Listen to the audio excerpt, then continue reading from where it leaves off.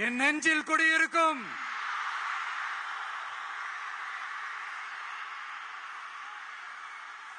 புதுச்சேரி மக்கள் உங்கள் அனைவருக்கும் என்னுடைய வணக்கம். வணக்கம் வணக்கம். எல்லாரும் எப்படி இருக்கீங்க?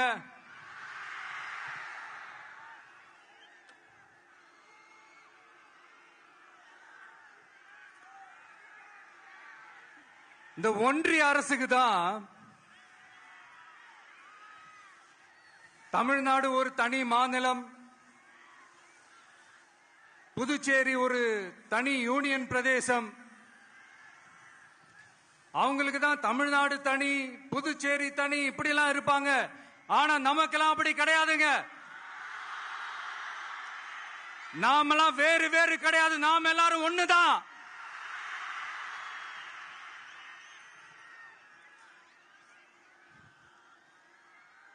தமிழ்நாடும் புதுச்சேரியும் தனித்தனியாக இருந்தாலும் நாம் எல்லாரும் ஒண்ணுதான். நாம் எல்லாரும் சொந்தம் தான்.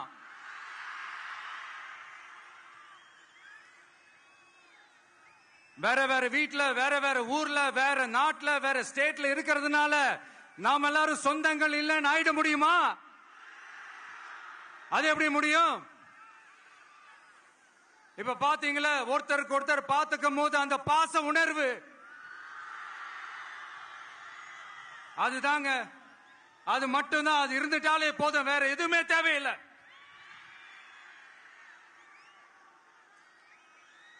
அதனால தமிழ்நாடு, புதுச்சேரி, கேரளா, கர்நாடகா, ஆந்திரா மட்டும் இல்ல, உலகத்துல எந்த மூலையில நம்ம வகைரா இருந்தாலும் அவங்க எல்லாருமே நம்மளோட உயிர் தான். அவங்க எல்லாருமே நம்மளோட உறவு தான்.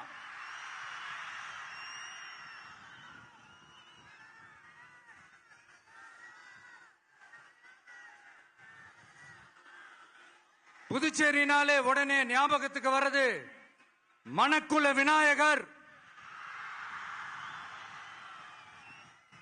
அரவிந்தர் ஆசிரமம்,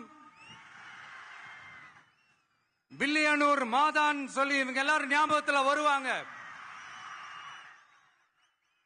அது மட்டும் இல்ல, மகாகவி பாரதியார் அவர்கள் இருந்த மண், பாவேந்தர் பாரதிதாசன் அவர்கள் பிறந்த மண்.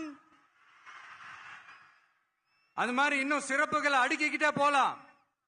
ஆனா அரசியல்னு வந்துட்டா ஒரு முக்கியமான விஷயத்தை பத்தி நம்ம சொல்லி ஆகணும். 1977 புரட்சி தலைவர் எம்ஜிஆர் அவர்கள் தமிழ்நாட்டில் ஆட்சி அமைச்சாங்க. ஆனா அதுக்கு முன்னாடியே 1974லயே இங்க புதுச்சேரியில அவங்களோட ஆட்சி அமைஞ்சது. அதனாலதான் அப்பவே சொன்னாங்க, நமக்காக வந்தவர் எம்ஜிஆர், அவரை தமிழ்நாட்டில் மிஸ் பண்ணிடாதீங்கன்னு நமக்கு அலர்ட் பண்ணதே புதுச்சேரி தான். அப்படிப்பட்ட புதுச்சேரியை நம்மளால மறக்க முடியுமா? அது மட்டும் இல்ல, இங்க இருக்கிற மக்கள் தமிழ்நாடு மாதிரியே புதுச்சேரி மக்களும் என்ன கிட்டத்தட்ட ஒரு 30 வருஷமா என்ன தாங்கி பிடிச்சுக்கிட்டு இருக்கிறீங்க.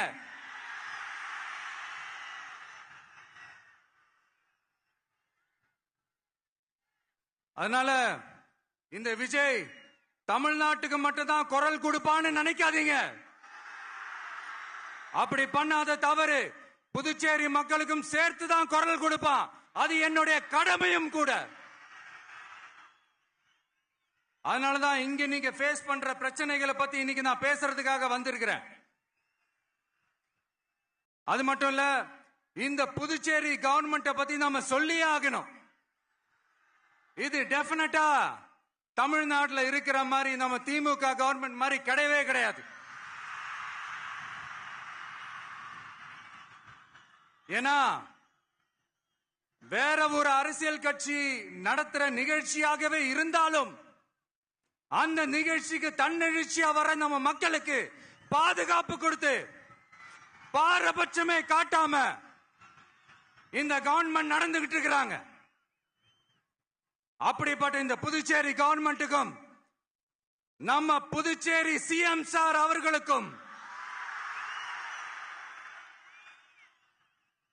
இந்த நேரத்தில் என்னுடைய மனப்பூர்வமான நன்றிகளை தெரிவிச்சுக்கிறேன். இத பார்த்தாவது தமிழ்நாட்டில் இருக்கிற அந்த திமுக கவர்மெண்ட் கத்துக்கிட்டா நல்லா இருக்கும்.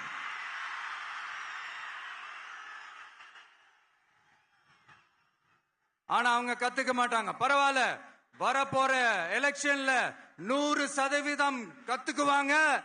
அத நம்ம மக்கள் பார்த்துக்குவாங்க.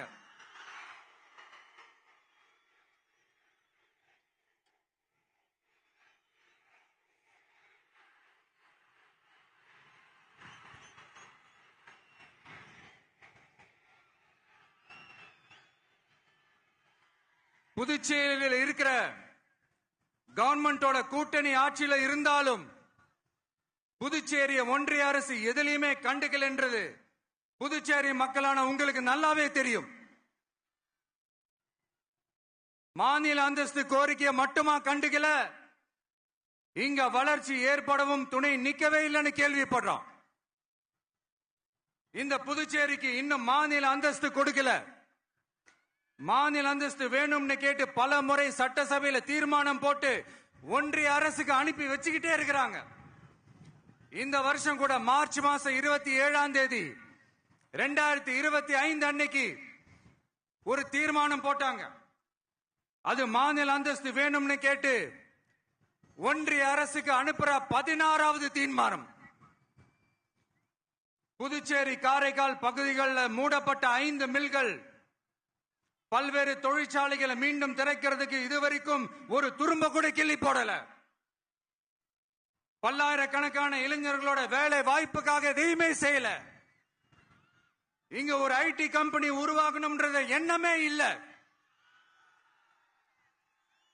அத பத்தி யார் பேசினாலும் அது அவங்க காதல விழவே விழல. இங்க ஒரு அமைச்சரை ஊழல் குற்றச்சாட்டுல பதவி விட்டு நீக்கப்பட்டு அந்த இடத்துக்கு இன்னொருத்தரை நியமிச்சு 200 நாள் ஆச்சு. இன்னும் அவருக்கு ஒரு இலாக்காவே தரல. இந்த செயல் சிறுபான்மை மக்களை அவமானப்படுத்துறதுன்னு அந்த மக்களே சொல்றாங்க. புதுச்சேரியோட முக்கிய அங்கமாக இருக்கிற காரைக்கால், மாகே, ஏனாம் பகுதிகளில் எல்லாம் முன்னேற்றமே இல்லைன்னு அந்த பகுதி மக்கள் சொல்லிக்கிட்டே இருக்கிறாங்க. குறிப்பா காவிரியோட கடைமடை பகுதியான காரைக்காலை மொத்தமா கைவிட்ட மாதிரி தான் இருக்குது. இது எல்லாமே முன்னேற்றம் அடையணும். டூரிஸ்ட் பிளேஸ் ஆன புதுச்சேரியில போதுமான அளவு பார்க்கிங் வசதி இல்ல, போதுமான அளவு கழிப்பறை வசதி இல்ல. இதெல்லாமே மேம்படுத்தணும். புதுச்சேரி கடலூர் மார்க்கமான ரயில் திட்டம் வேணும்ங்கிறது நீண்ட கால கோரிக்கை.